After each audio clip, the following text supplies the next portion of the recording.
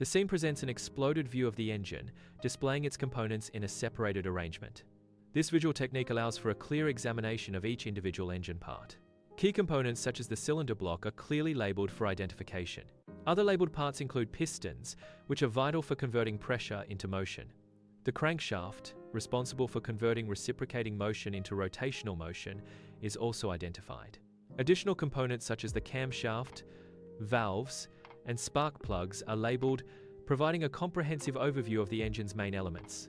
Pistons move linearly within the cylinders of an engine. The combustion process generates force that drives the piston's linear movement. This linear motion is then converted into rotational motion. Connecting rods link the pistons to the crankshaft. As pistons move linearly, they force the crankshaft to rotate, powering the vehicle. The intake and exhaust valves are crucial components within the cylinder head. A cutaway view reveals the operational mechanics of these valves.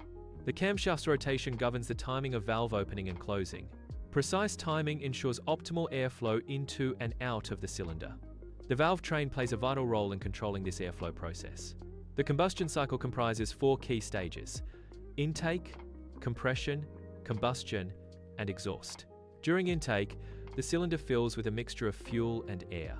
Compression reduces the volume of the mixture, increasing its temperature and pressure. Combustion is initiated by fuel injection and spark ignition, causing a rapid expansion. The expanding gases drive the piston, converting chemical energy into mechanical work before being expelled during the exhaust stage. The engine lubrication system is designed to reduce friction between moving parts. Oil is drawn from the oil pan by the oil pump. The oil then passes through the oil filter to remove contaminants. Clean oil is circulated to various engine components, preventing wear.